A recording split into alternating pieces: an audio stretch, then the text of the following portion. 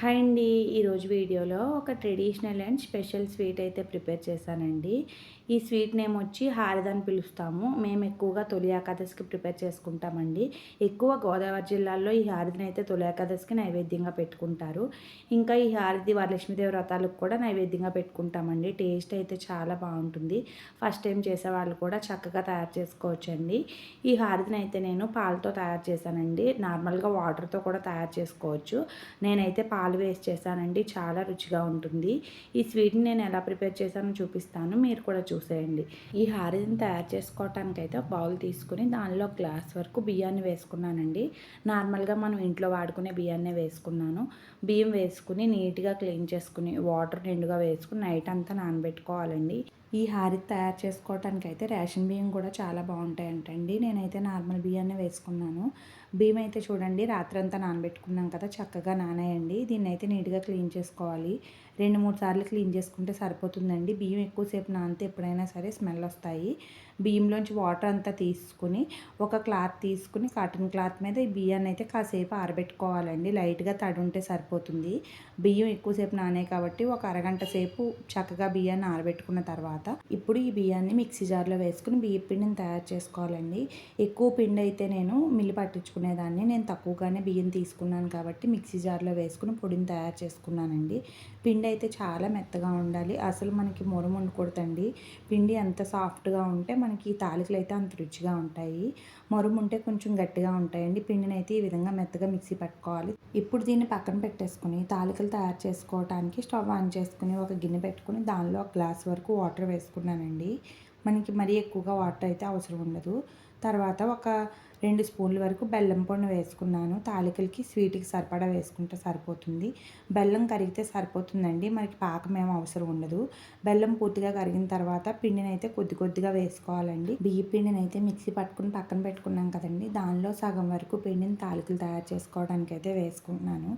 ఇలా పిండిని కొద్ది కొద్దిగా గరిటె పెట్టి కలపకుండా పైన అలా చల్లుతూ ఉంటే సరిపోతుంది. ఉండకట్టకుండా వస్తుందంటండి ఇలా వేయటం వల్ల. డైరెక్ట్గా మనం పిండి వేస్తే మొత్తం ఉండలుగా తయారవుతుంది. ఇలా పైన కొద్ది కొద్దిగా పిండి వేసుకుంటా స్టవ్ సిమ్లో పెట్టుకుని పిండిని మొత్తాన్ని ఈ విధంగా వేసుకోవాలి.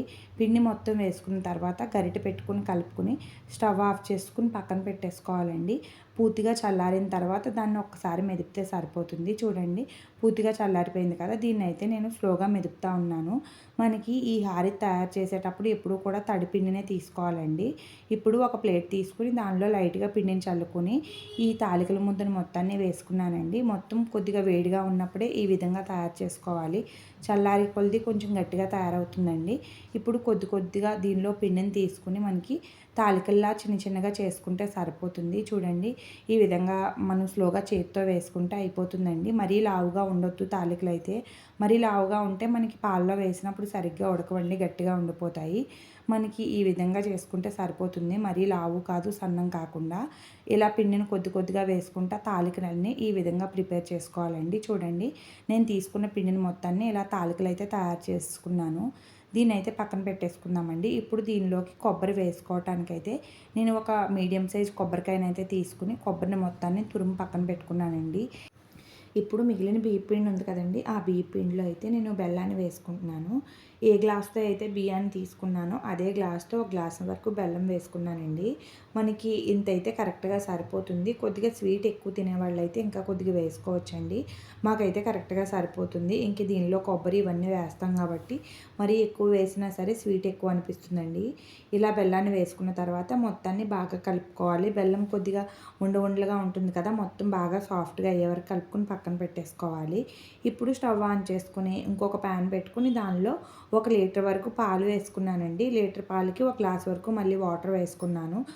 పాలైతే బాగా పొంగొచ్చే వరకు మరిగించుకోవాలండి. ఒక 2-3 పొంగులు వచ్చిన తర్వాత మనం ముందుగానే ప్రిపేర్ చేసి పెట్టుకున్నాం కదండి తాలికలు, వాటిని అయితే వేసుకోవాలి. చూడండి పాలైతే మరిగినాయి కదా, ఇప్పుడు తాలికలను అయితే సగం వరకు తీసుకుని వేసుకున్నానండి. ఫస్ట్ అయితే సగం వేసుకున్న తర్వాత ఒక్క 2 నిమిషాలు ఆగి మిగతా తాలికలను కూడా వేసుకోవాలండి.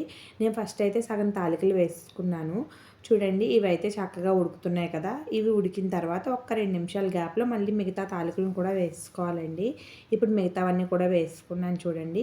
ఈ విధంగా తాలికలన్నీ వేసుకున్న తర్వాత మూత పెట్టుకుని స్టవ్ సిమ్లో పెట్టుకుని తాలికలు అయితే ఉడికించుకోవాలి. పాలలో ఈ తాలికలు ఉడికించడం వల్ల ఈ హారతి రుచి అయితే చాలా బాగుంటుంది. నేను ఈ హారతిని అయితే పాలతో చేశాను కదండి, పాలు కాకుండా వాటర్ వేసి సేమ్ ఇలానే చేస్తారండి. ఇలా వాటర్ వేసుకుని కూడా ఉడికించుకున్న రుచిగా ఉంటుంది. హారతి అయితే పాలతో చేసింది అయితే ఇంకా టేస్టీగా ఉంటుందండి. తాలికలు అయితే చూడండి చక్కగా ఉడుకుతున్నాయి కదా, ఇలా మనకి తాలికలు అయితే ఉడికేటప్పుడు ఎక్కువగా గరిటె పెట్టి కలపకూడదండి. ఏదో మధ్య మధ్యలో అప్పుడప్పుడు కలపాలి తప్ప గరిటె పెట్టి ఎక్కువగా కలపడం వల్ల తాలికలన్నీ ముక్కలుగా విడిపోతాయండి. చూడండి తాలికలు అయితే చక్కగా ఉడికి పాలు అయితే చక్కగా మరుగుతున్నాయి కదా, ఈ టైంలో బియ్యం పిండి ఇంకా బెల్లం పొడిని కలిపి పక్కన పెట్టుకున్నాను కదండి, దాన్ని కొద్దిగా స్లోగా వేసుకోవాలి. స్టవ్ సిమ్లో పెట్టుకుని స్లోగా వేసుకుంటే సరిపోతుందండి. ఈ బెల్లం పొడిని పాకం కూడా పట్టుకుని వేసుకోవచ్చు. ఇంకా బియ్యం పిండిని అయితే వాటర్లో వేసుకుంటారండి చాలామంది. మా అమ్మ అయితే ఇలానే ప్రిపేర్ చేస్తుంది ఎప్పుడు కూడా. నేను ఇంకా మా అమ్మ చేసినట్టే ప్రిపేర్ చేసి చూపిస్తున్నానండి. ఇలా పిండిని మొత్తం వేసుకున్న తర్వాత స్టవ్ సిమ్లో పెట్టుకుని స్లోగా కలుపుకుంటూ ఉంటే దగ్గర పడిపోతుంది. ఇప్పుడు దీనిలో ఇందాక పచ్చి కొబ్బరిని తురిమి పక్కన పెట్టుకున్నాం కదండి, ఆ పచ్చి కొబ్బరిని కూడా వేసుకోవాలి. పచ్చి కొబ్బరి వేసుకున్న తర్వాత మొత్తాన్ని ఒకసారి బాగా కలుపుకొని దీనిలో రుచికి సరిపడా సాల్ట్ని వేసుకోవాలండి. నేను ఇందాక తాలికల్లో కూడా వేసుకోలేదు, తాలికల్లో కూడా లైట్గా వేసుకోవాలి. సాల్ట్ వేసుకున్న తర్వాత కొద్దిగా యాలకుల పొడి కూడా వేసుకున్నానండి. చూడండి హారతి మొత్తం దగ్గర పడిపోయింది కదా, ఈ విధంగా దగ్గర పడిన తర్వాత స్టవ్ ఆఫ్ చేసుకుంటే సరిపోతుంది. మనకి ఇంకా కొద్దిసేపు అయినా స్టవ్ మీద ఉంచితే మనకి ఆ వేడికి ఇంకా గట్టిగా అయిపోతుందండి. చల్లారిన తర్వాత ముద్దలా తయారవుతుంది. అలా కాకుండా ఈ విధంగా ఉన్నప్పుడే స్టవ్ ఆఫ్ చేసుకుంటే సరిపోతుంది. ఇప్పుడు స్టవ్ ఆఫ్ చేసుకుని దీన్ని కాస్త చల్లారనివ్వాలండి. తర్వాత ఒక బౌల్ తీసుకుని దానిలో కొద్దిగా హారతిని వేసుకున్నాను.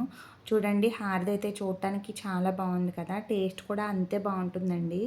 ఇది మనకి పాకంతో పని లేకుండా బియ్యం ముందుగా నానబెట్టుకుంటే సరిపోతుంది. ఈ స్వీట్ని అయితే అప్పటికప్పుడు సింపుల్గా ప్రిపేర్ చేసుకోవచ్చు. టేస్ట్ కూడా అంతే బాగుంటుందండి. చూడటానికి పెద్ద ప్రాసెస్లా అనిపిస్తుంది, అంత ప్రాసెస్ ఏముండదండి, సింపుల్గానే తయారు చేసుకోవచ్చు. ఈ తొలి ఏకాదశి పండగకి మీ ఇంట్లో కూడా ఈ హారతిని అయితే ప్రిపేర్ చేసుకోండి. టేస్ట్ అయితే చాలా బాగుంటుంది.